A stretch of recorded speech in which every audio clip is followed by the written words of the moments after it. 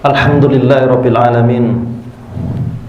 Wa innal hamdalillah nahmaduhu wa nasta'inuhu wa nastaghfiruh wa nastahdihi wa na'udzu billahi min shururi anfusina wa min sayyiati a'malina. Man yahdihillahu fala mudilla lahu wa man yudlil fala hadiya lahu. Ashhadu an la ilaha illallah wahdahu la syarika lahu wa ashhadu anna Muhammadan abduhu wa rasuluh la nabiyya ba'da.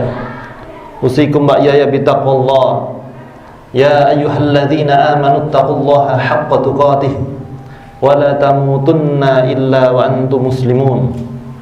Allahumma salli wa sallim ala nabiyyina Muhammad wa ala alihi wa sahbihi wa man wala amma ba'd.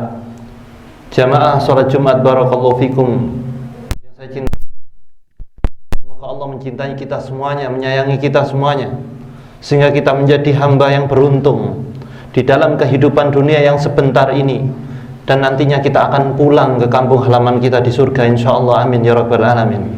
Semoga perjalanan kita menuju sana selamat. Allah yang memberikan keselamatan itu, Allah yang membimbingnya. Maka sebagai hamba, kita paham bahwa hamba ini diatur oleh Allah, oleh Al-Khaliq, yaitu Al-Khaliq Allah Jalla Jalaluh, yang mengatur makhluknya, termasuk salah satunya adalah kita manusia. Kita patuh kepada Allah semaksimal mungkin kepatuhan ketakwaan kita, semampunya kita bertakwa kepada Allah dengan segenap kekuatan yang kita miliki, sehingga kita menjadi hamba yang mengejar ridhonya Allah Subhanahu wa taala, yang berupaya selalu ridho terhadap keputusan Allah Subhanahu wa taala. Maka kita meyakini, beriktikad di dalam hati kita sampai kapanpun, sampai ajal ini menjelang, yaitu tidak ada satupun kejadian di bumi ini, di dalam kehidupan ini, yang luput dari kehendak Allah Subhanahu wa taala.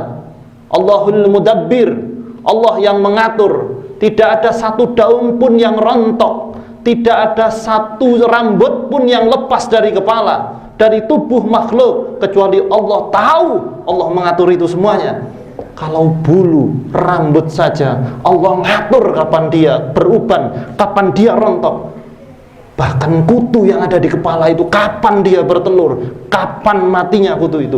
Bahkan semua makhluk Allah Subhanahu wa taala, kapan virus itu mati, kapan bakteri itu mati, itu kehendak Allah Subhanahu wa taala.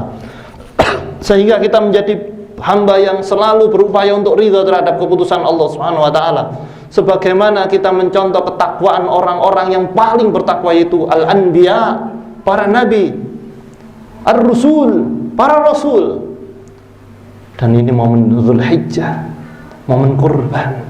Ada dua manusia mulia yang saling ridho, yang ridho kepada Allah Subhanahu wa taala, yang ketika digambarkan di dalam surat As-Saffat, a'udzubillahi minasyaitonir rajim, falamma aslama wa tallahu lil jabin. Ketika kedua manusia mulia ini berserah diri, aslama, padahal di pelipisnya, di lehernya, pelipisnya sudah dibaringkan dan siap disembelih, yaitu ketika Nabi Ibrahim alaihissalatu wassalam yang Allah uji, yaitu dengan ru'yan, dengan mimpi untuk menyembelih anaknya Ismail alaihissalatu wassalam. Kemudian dikatakan wa nadainahu ayya Ibrahim, kemudian Allah panggil, wahai Ibrahim, qad saddaqtar ru'ya inna kadzalika najzil muhsinin. Dan kemudian Allah mengatakan, sungguh engkau Ibrahim, padahal yang diuji dua orang, tapi yang dipanggil adalah Ibrahim. Qad saddaqta, satu orang, sungguh engkau Ibrahim telah membenarkan mimpi itu, mimpi dari Allah, mimpinya Nabi itu wahyu. Engkau telah membenarkan. Ini salah satu kuncinya, yang nanti kemudian di dalam ayat itu dikatakan salamun ala Ibrahim, keselamatan atas Ibrahim. Bagaimana cara selamat? Sebelum nyampe ayat itu, membenarkan keputusan Allah Subhanahu wa taala. Tidak ada yang salah dari keputusan Allah, karena Allah Maha teliti. Kalau kita suka meleset, tapi Allah tidak suka meleset, karena Allah Maha mengetahui. Ilmunya Allah tidak terbatas, sedangkan ilmunya makhluk terbatas. Maka mana mungkin yang ilmunya terbatas ini tidak menyerahkan kepada zat yang tidak terbatas ilmunya, itu Allah Jalla Jalaluhu, Allahul Alim. Karena membenarkan, ini kunci keselamatan. Qad saddaqta, sungguh engkau Ibrahim telah membenarkan wahyu itu. Kita membenarkan Al-Quran, membenarkan hadis Nabi SAW. Dan kalau sudah membenarkan, maka balasannya adalah najzil muhsinin. Allah akan balas karena kita membenarkan itu. Inna hadza lahuwal bala'un mubin. Kemudian Allah mengatakan, menegaskan bahwa sesungguhnya itu merupakan ujian yang nyata. Membenarkan bahwa tidak ada satupun ujian yang hampir di dalam kehidupan kita kecuali Allah memberikan kunci jawabannya. Lah ujian, soal ujian pasti ada kunci jawabannya, yaitu dari Allah Subhanahu wa Ta'ala. Setiap ujian tidak mungkin soal itu tanpa jawaban. Kita aja yang nggak belajar, kita yang nggak sinau, kita yang nggak ngaji, sehingga kita tampak lemah, tidak bisa mengerjakan soal ujian itu. Belajar, ngaji, dan Allah itu yang memberikan, Allah yang membalas kebaikan karena kita membenarkan apa yang Allah putuskan. Sehingga kalau kita membenarkan apa yang Allah putuskan untuk kita, walaupun menurut kita buruk, tapi sesungguhnya tidak ada takdir buruk.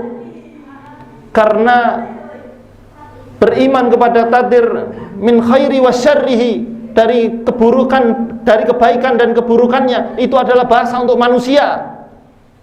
Takdir buruk itu bahasa untuk manusia, untuk makhluk. Tapi dari kacamata keimanan, tidak ada keputusan Allah yang buruk. Oh, tapi saya tertimpa hal buruk, kenapa tidak dikatakan hal ini buruk? Karena semua yang menimpa kita bima kasabat aidikum, karena tangan-tangan kalian, karena salah kita sendiri, salah mengambil keputusan, tidak melibatkan Allah di dalam setiap keputusan, salahnya sendiri, akhirnya jelungup, akhirnya terjatuh. Agar itu sebagai tanda Allah ngasih peringatan, hei jangan diulangi, ayo kembali kepada aku.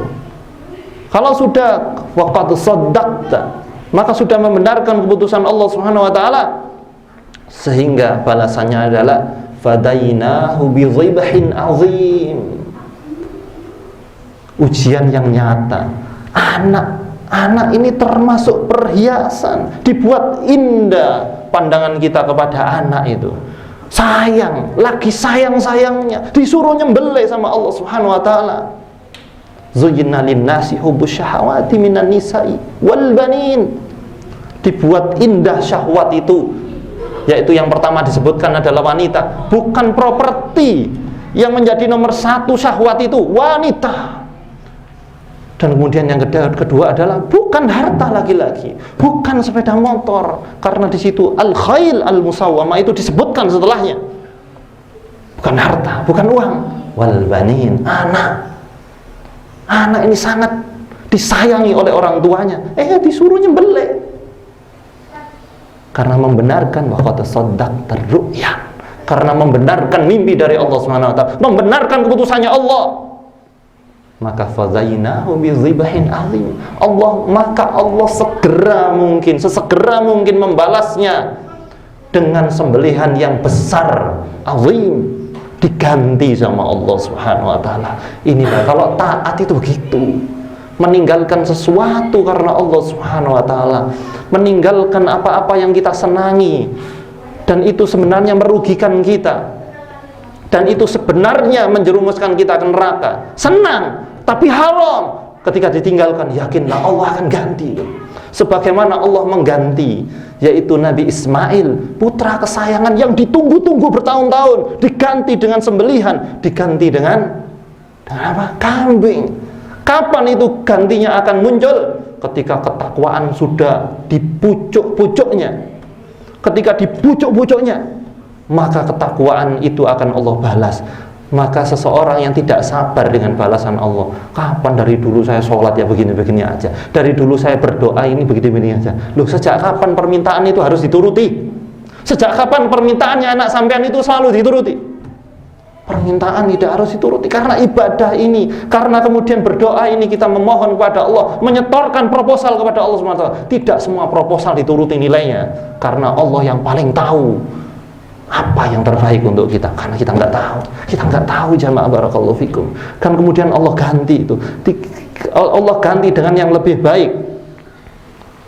Orang yang ikhlas, berupaya memurnikan niat karena Allah, meninggalkan sesuatu karena Allah, kemudian menyerahkan apa yang terbaik untuk Allah Subhanahu wa taala, maka kata Allah Subhanahu wa taala, wa tarakna alaihi fil akhirin, karena kita kalau berbuat baik itu akan disebutkan, karena kita sedang mengukir sejarah, akan disebutkan orang-orang yang setelahnya, sebagaimana Allah mengabadikan nama Nabi Ibrahim karena perbuatan baiknya. Maka jangan sampai nama kita abadi setelah meninggal karena perbuatan maksiat kita. Siapa yang meninggal? Oh, itu loh orang yang suka judi, oh yang suka mabuk, itu yang suka korupsi itu. Tidak, kita sedang mengukir kebaikan-kebaikan, sebagaimana juga kita sedang memahat batu yang secara pelan-pelan kita haluskan ukiran itu. Kita sabar mengukir, karena kalau tidak sabar mengukir pasti hancur batu itu, pasti hancur kayu itu, dan kita tidak mau. Maka karena kehancuran itu karena ketidaksabaran kita, sehingga kemudian dalam ayat ini salamun ala Ibrahim, keselamatan atasmu Ibrahim, selamat karena membenarkan takdirnya Allah. Tidak ada keputusan Allah yang salah, yang ada adalah kita yang salah mengambil keputusan, kita yang salah mengambil teman, kita yang salah mengambil teman untuk bekerja sama dalam bisnis, sehingga Allah memberikan kasih sayangnya kepada kita dengan dipisahkan dengan teman-teman yang buruk itu, yaitu dengan cara kita dikhianati oleh mereka, sehingga kita kecewa, sehingga kita betul-betul menjadi makhluk, dan kemudian teman kita adalah makhluk. Kita semuanya punya peluang mengecewakan, hanya Allah Subhanahu wa taala yang tidak pernah mengecewakan. Barakallahu fikum, aqulu qouli hadza fastaghfiruhu innahu huwal ghafurur rahim.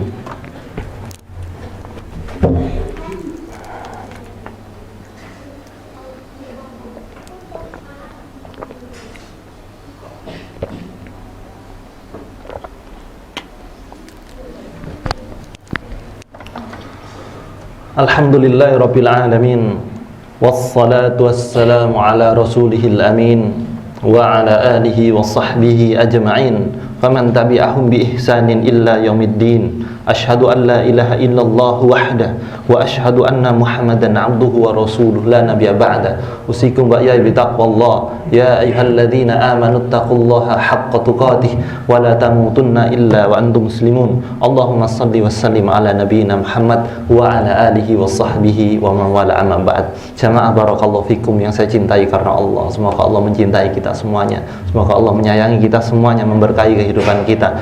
Maka kita tahu pelajaran dari Nabi Ibrahim dan Nabi Ismail alaihimassalam, beliau berdua adalah manusia terbaik yang membuktikan cintanya kepada Allah. Karena kehidupan ini butuh cinta, sehingga kita punya energi di dalam mengarungi kehidupan yang sangat deras, yang penuh badai ini. Karena cinta yang mendorong kita melakukan suatu. Untuk apa orang berlelah-lelah bermaksiat kalau dia tidak cinta kemaksiatan? Mengeluarkan banyak uang, mengeluarkan banyak energi di situ karena cinta terhadap kemaksiatan. Untuk apa kita pergi ke masjid, melangkahkan kaki ke masjid, kemudian di sini apa kegiatannya? Sehingga kemudian karena kita cinta kepada Allah Subhanahu wa taala, kita melangkahkan kaki ini. Sehingga kehidupan ini sebagaimana cintanya Nabi Ibrahim alaihissalatu wassalam, rela melakukan, mengorbankan apa yang beliau cintai, yaitu anaknya yang ditunggu-tunggu lama, kesayangannya. Maka tanda cemburunya Allah Subhanahu wa taala, yaitu ketika kita mengalihkan cinta kita kepada Allah kepada benda, kepada makhluk, maka balasannya adalah Allah ambil itu.